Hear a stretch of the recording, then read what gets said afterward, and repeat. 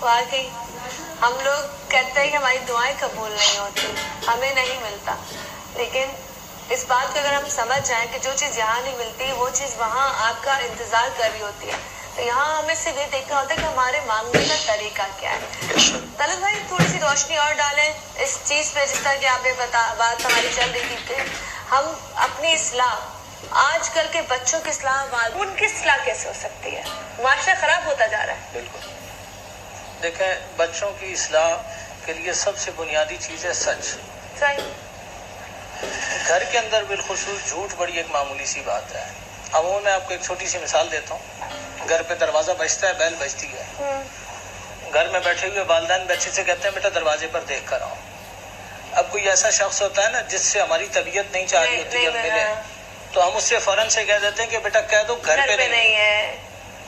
یہ اب بظاہر آپ سمجھ رہے ہیں کہ آپ نے اس شخص سے جان چھڑا لی، نہیں، آپ نے اس سے جان نہیں چھڑائی، بلکہ آپ نے اپنے بچے کی ایک غلط تربیت کر دی ہے۔ اس کے اندر وہ چیز ڈال دی، اس کے ذہن میں یہ چیز بیٹھ گئی ہے۔ بچہ تو اپنے والدین کو دیکھ کر سیکھے گا، جو عمل والدین کریں گے وہی بچہ عمل کرے گا۔ تو سب سے پہلی جو درسگاہ ہوتی ہے وہ ماں کی گود ہوتی ہے۔ ٹھیک ہے، اس کی ایک بہت بڑی مثال ہمارے معاشرے کے اندر، مطلب ہمارا تو المیہ ہے نا کہ آج ہمارے بچوں کو ہم وہ کہانیاں پڑھاتے ہیں جو جھوٹ پر ہے، جن کی بنیادی جھوٹ پر ہوتی ہے۔ آج اسکول کالج میں آپ جائیں، آپ کے بچوں کو وہ پڑھایا جا رہا ہے جس کا دنیا میں کوئی سر پیر ہی نہیں ہے۔ آج ہم اپنے بچوں کو شیخ عبد القادر جیلانی کی کہانی نہیں پڑھاتے، ہم اس شخص کی کہانی نہیں پڑھاتے جو ایک بچپن کی عمر میں جا رہا ہے، درہم پاس ہے، چور پوچھ رہے ہیں کیا ہے تو بتا رہے ہیں کہ گٹھڑی میں درہم سلے ہوئے ہیں۔ چور حیران ہے کہ بیٹا جب ہم نے تلاشی لی ہمیں کچھ نہیں ملا تو تم کیوں بتا رہے ہو؟ اب وہ کہہ رہے ہیں ماں نے کہا تھا جھوٹ مت بولنا۔ یہ تربیت تھی، یہ تربیت تھی۔ اور پھر اگر تربیتوں پر بات لے جائیں، اولاد کی تربیت کیسی ہوتی ہے، تو یار وہ کربلا میں بھی تھی، ایک تربیت یافتہ ماں کا بیٹا تھا نا، جس کی تربیت ایسی کی کہ جس نے سب کچھ قربان کر دیا۔ وہ بھی تو کسی کی بیٹی تھی نا جس کے سامنے اپنے بچے بھی قربان ہیں، بھانجے بھتیجے بھائی سب قربان ہیں، لیکن زبان پر اف، مالک کی رضا میں راضی ہیں۔ یہ تربیت ہی تو تھی۔ اچھا، تربیتیں کہاں سے ہوتی ہیں؟ تربیت ماں نے کرنی ہے۔ ماں تربیت کب کرے گی؟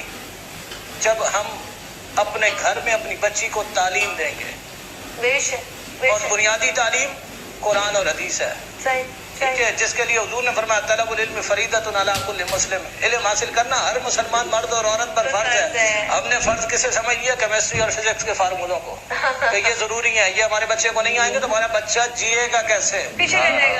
آج ہم آپ کے سامنے بیٹھے ہیں، میں فخر سے کہتا ہوں کہ دنیا کی دولت بھی ہے، شہرت بھی ہے، سب کچھ ہے، لیکن ہمیں تو سب کچھ اللہ نے قرآن کے صدقے میں دیا ہے۔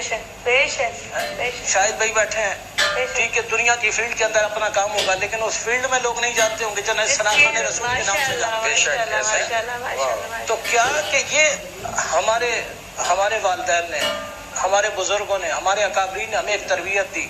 معاشرے میں نکل کر جتنا میں نے پہلے عرض کیا، دین کے ساتھ آپ جڑتے جائیں گے، آپ کی زندگی نکھرتی چلی جائے گی۔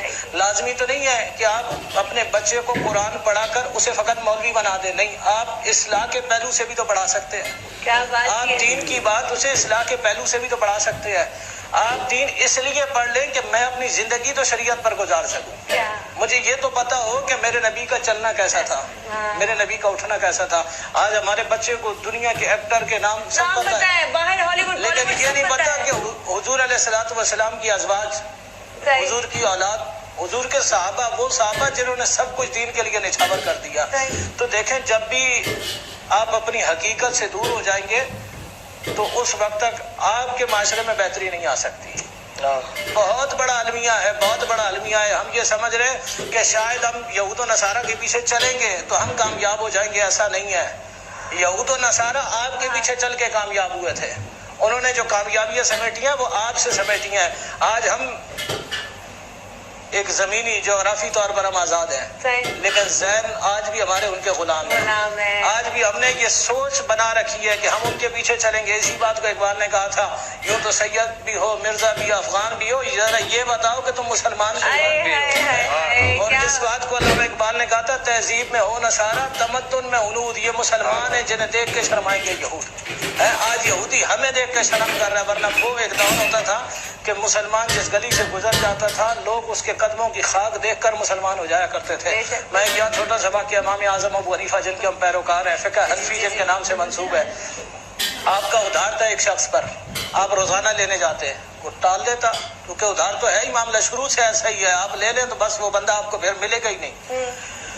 ایک دن بہت زیادہ سخت گرمی، دھوپ کی شدت ہے، اس کی دیوار کا سایہ ہے. امام اعظم ابو حنیفہ اس کی دیوار کے سائے میں چند لمحے کھڑے ہو گئے، اس کے باہر آنے کا انتظار کر رہے ہیں. اچھا، قدرت خدا کی ہے، اس دن اس نے ادھار دے دیا اپنا، جو پیسے دینے تھے وہ امام اعظم ابو حنیفہ کو اس نے دے دیے. امام اعظم ابو حنیفہ نے اس میں سے چند درہم نکال کر اس کی ہتھیلی پہ رکھ دیا. جب بھائی یہ کیا ہے؟ کہا یہ جو میں تمہاری دیوار کے سائے میں کھڑے ہوا ہوں نا، یہ اس کی قیمت ہے.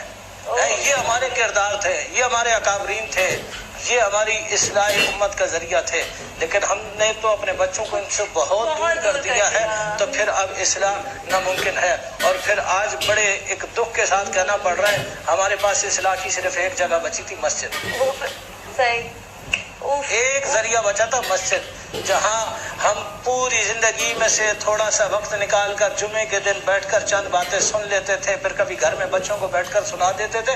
آج تو ہمارا المیہ یہ ہے، پوری دنیا مسجدیں کھول رہی ہے، ہمارے یہاں مسجد بند کی جا رہی ہے. اچھا جی، اس کے ساتھ ایک چھوٹے سے بریک کی طرف جا رہے ہیں. جب بریک سے آتے ہیں تو مزید بات کرتے ہیں.